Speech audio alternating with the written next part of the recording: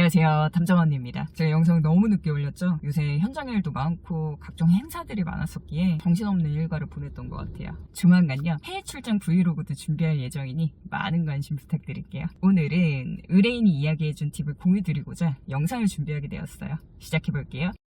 오늘의 의뢰인은 아내입니다. 의뢰인과 남편은 함께 도자기 공방을 운영했었어요. 그러던 중 2년 전 남편이 수강생과 바람을 폈고 본인들도 일말의 양심은 있었는지 공방과 멀리 떨어진 다른 지역으로 이동해 데이트를 즐겨왔었다고 합니다. 원래 남편은 학교 방과후 교육과 출강 등 종종 자리를 비울 때가 있었는데 점점 자리를 비우는 횟수가 잦아지고 부부간의 관계도 피하자 싸함을 느껴 의뢰를 하게 되었다고 합니다. 의뢰 기간은 총 2주였고 증거 확보는 잘 되었습니다. 의뢰인은 가정을 지키고자 그녀한테 당장 꺼지라고 연락도 해보고 헤어지라고 통보도 해봤지만 소용이 없자 일주일가량을 추가로 더 보았던 현장이었습니다. 남편의 반성 없는 태도 때문에 의뢰인도 이혼 의사가 강력해졌고 1년 반 뒤 이혼 소송과 상간녀 소송이 다 끝났습니다. 근데 이게 다 끝이 난 게 아니었어요. 이혼 소송이 끝난 뒤 남편의 와이프를 보복하기 위해 의뢰인을 업무방해죄와 재물손괴죄로 경찰서에 고소했어요. 재밌는 건 조사받으라고 연락 주었던 그 경찰서는 남편 친구가 근무하고 있었던 A경찰서였습니다. 신고 내역은 이랬어요. 본인이 바람핀 내용을 듣고 아내가 화를 내기 시작했고 공방 일정과 강의 자료가 담겨있는 남편의 노트북을 집어 던지고 일도 못하게 훔쳐가다 보니 일을 제대로 하기도 어렵고 업무적인 손실이 너무 크다. 그 노트북 액정 나간 사진을 증거로 제출했다고 합니다. 근데 이 상황이 어떻게 된 거냐면 이전에 의뢰인이 가정을 되살리기 위해 상간녀에게 연락을 취해 꺼지라고 이야기했다 했었죠. 이때 그녀한테 통보했던 게 CR도 먹히지가 않자 그날 저녁에 의뢰인은 남편과 말다툼이 있었고 순간 감정이 막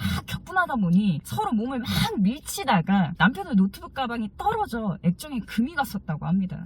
의뢰인은 이 상황이 어이가 없었지만 경찰서에 조사를 받으러 가게 되었는데 밑도 끝도 없이 말하는 형사님 말이 더 웃겼다고 합니다. 형사님 말이래요. 왜 남편 노트북을 던져서 일을 못하게 만들어요? 노트북이 남편한테 돌려주고 합의하세요. 매출도 떨어지고 정신과도 다닌다고 제가 볼 땐 피해가 크네요. 벌금 줄이시려면 남편분이랑 빨리 합의하시는 게 좋을 것 같아요 라고 했다고 합니다. 이후 의뢰인은 변호사님에게 바로 연락을 취했고 노트북을 훔쳐온 적이 없기 때문에 이전에 취합했던 증거들을 다시 찾아보기 시작했습니다. 그러던 중 재밌는 영상 한 개를 발견하게 되었다고 해요. 의뢰인이 상간녀에게 연락을 취한 뒤로부터 남편은 이혼을 작정하듯이 준비했고 집에 돈이 될 만한 물건과 본인의 옷, 출장 갈 때 쓰는 아이패드와 노트북까지 남편이 상간녀에게 전해주는 영상을 발견하게 되었고 이걸 증거로 제출하여 노트북을 훔치지 않았다. 남편의 거짓말일 뿐이다 라는 걸 증명하셨다고 합니다. 노트북 액정이 깨진 건 남편과 말다툼이 있었을 때 가방이 떨어져 액정이 금이 갔고 어떠한 고의성도 없었으며 이혼 안 하면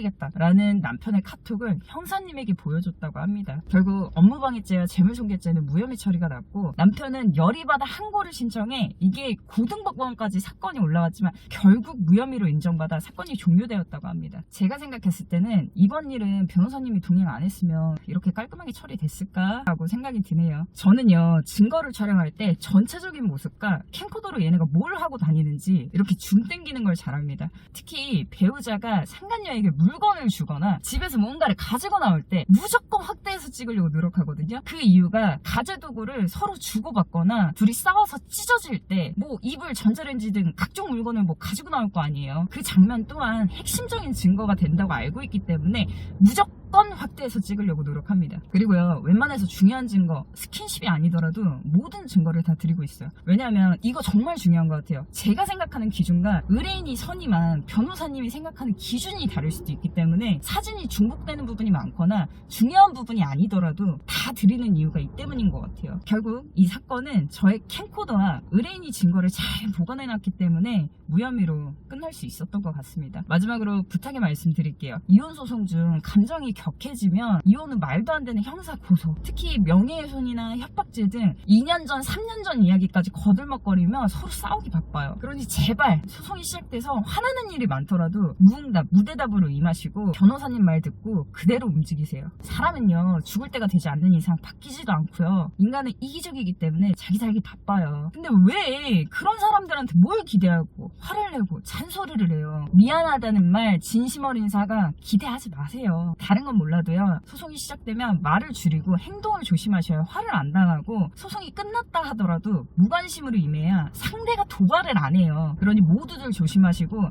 작은 증거, 별거 아닌 증거라도 꼭 다 모아두시고, 배우자와 연락했던 거, 가족들과 연락했던 거, 상간자랑 연락했던 거 다 꼭 백업해두세요. 언제 어느 시기에 증거로 쓸지 몰라요. 아시겠죠? 이상 탐정 언니였습니다. 다음 영상으로 또 찾아뵐게요. 여러분 안녕.